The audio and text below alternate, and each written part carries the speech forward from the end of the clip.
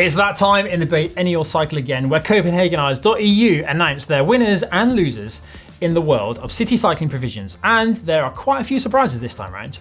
Before we get going though, please give this video a big thumbs up, and if you haven't already done so, subscribe to the channel. Now, once every 2 years, Copenhagenize.eu take time out from their day-to-day work of planning, design and analysis of city infrastructure to provide an index of how cities across the world score based on a wide variety of parameters for cycling, 14 of them to be exact. We're now on to the 5th release of their index, with the first one coming way back out in 2011. So we thought now would be a good time to update you with the new top 10. Just before we start with the top 10 though, I do feel an honourable mention should go to Bogota in 12th place. Will we see a dramatic rise in investment to the city after the phenom of Egan Bernal at this year's Tour de France? Cyclovia, which is a weekly activity where hundreds of city roads are closed to vehicles, is cited for their dramatic rise into the top 20. The goal for the city is for all residents to have a bike lane within 500 metres of their front door. First up then, in 10th place with a score of 59% is Helsinki, and it's a huge jump up from 18th the year before. They now boast 3,500 share bikes across the city. Helsinki have their sights set on becoming the world's best metropolis for sustainable transport, which, considering just how regularly they have heavy snowfall each winter, is a commendable goal. They currently have 1,300 kilometres of cycle provisions in place, and they're aiming to have a total of 160 kilometres of uninterrupted cycle highways built. Although right now they do only have 20, but it's a clear sign of their intent for the future. In at number 9 and climbing rapidly since 2015 is Vienna with 60.7% on the index. Recent initiatives, including the hashtag #WhyDon'tYouCycle, have really helped boost the popularity of cycle use across the town. 300 cargo bikes have even been purchased via a subsidy scheme for local businesses. Cargo bikes have long been popular in Vienna, as they've been free to rent for locals who wish to use them for heavier deliveries than could be carried on a regular bike. How does 5,000 bike parking spaces built over the last 2 years sound? In at number 8 is Paris. Since 2011, Paris has suffered a little in comparison to other members of this top 10 club. They are now 2 places behind their previous best of 6th. However, they are a lot higher than their worst position of 19th. The score this time round is 61.6%, which shows 2 things. Just how much other cities are working for their cycle provisions, meaning anyone that doesn't continue to develop their infrastructure will be left behind. It also shows that if you do commit to a scheme, you can quickly turn these results around. Paris currently has over 14,500 hire bikes in their network, used by 150,000 members of the service, but there is work to do. Currently, only 5% of all journeys are currently completed by bike, which is a far cry from their 2020 goal of 15%.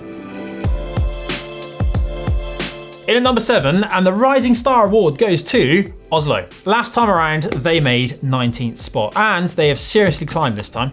62.5% on the leaderboard, or on the index. For hilly, wintry cities, Oslo is a leading force, proving that terrain and weather should not be excuses for avoiding sustainable transport. Cars have been banned from the city centre. The centre 1.3 square kilometres and 1,000 car parking spots have been removed. Again, like Vienna, subsidies are in place for people to purchase cargo bikes, and secure bike parking has been invested in too. The Cycle Hotel, that's what it's called. And if you were worried about riding in the winter, 400 of their hire bikes from their share scheme come with studded tyres. Number 6, 68.8% of the score on the index goes to Bordeaux in 6th place. Despite only 35 kilometres of dedicated cycle lanes, 13% of all journeys are made by bike. There are dedicated areas of the city where vehicles are now banned, which has seen a growth of 20% of cycle use in these areas. When you consider trams and pedestrians still use the same area, that is an incredible statistic. To improve though, they will need more dedicated cycle tracks, parking and hire bikes, but they have so far held a steady position within the top 10, 5th on the first edition, 6th, 6th and 6th again. In at number 5 and down 1 spot from last time is Strasbourg. They are our first entry above 70% on the index. 16% of all residents are currently already commuting to work by bike, with many of the intercity deliveries also now dropped via a cargo bike rather than the traditional van method. The main focus of the city is to remove vehicles, introducing a safer environment for pedestrians and cyclists alike. In at number 4, and already showing steady progression, is Antwerp, 73.2% on the index. Now, any professional cyclist that has ever raced the Antwerp Sahara will know that the main obstacle in this Belgian city is actually negotiating the railway and tram tracks.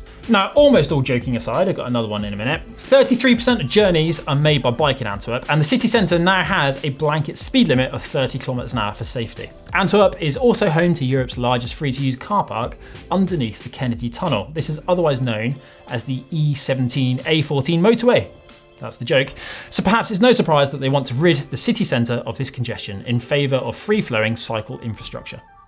Into the top 3 now, and it is tight at the top. Utrecht actually drops a place down to 3rd, but to highlight just how far ahead these top 3 are, Utrecht score a whopping 88.4% on the index. Now, for years, I lived outside of the city, and I do know the area incredibly well, so to call cycling infrastructure in the Netherlands world class is truly an understatement.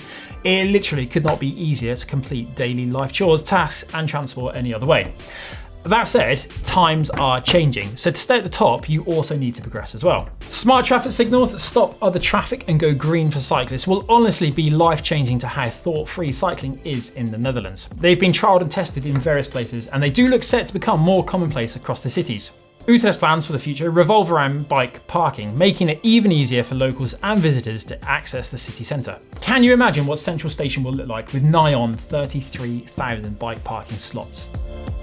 High up on our list, and yes, I do know what I just said, is Amsterdam. 2nd place and scoring 89.3%. Amsterdam has never fallen out of the top 3, and if you've ever been there, it's more than understandable. Amsterdam has focused on the ability to quickly and effectively transport the sheer volume of cyclists in and out of the city every day, nicknaming what are effectively cycle superhighways the Royal Routes. Mopeds are set to be banned from cycle paths, which is a big issue in parts of Holland and Belgium. Amsterdam will also be replacing car park spaces with bike parking spaces. Bike paths will be widened to make the flow easier for all users, and signposting looks set to be improved. Can they jostle back into 1st position next time round?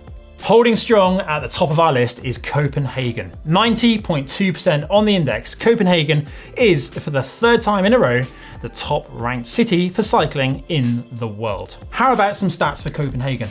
62% of their trips to school or work are now made by bike, which is phenomenal. A series of bridges have been or are under construction across the city, shortening journey times and taking cyclists away from traffic. €40 per person is spent annually on cycling infrastructure, which ensures they remain the benchmark for all other cities to aspire towards. 5.5 metre wide bike lanes make for safer and more comfortable use for all people on bikes.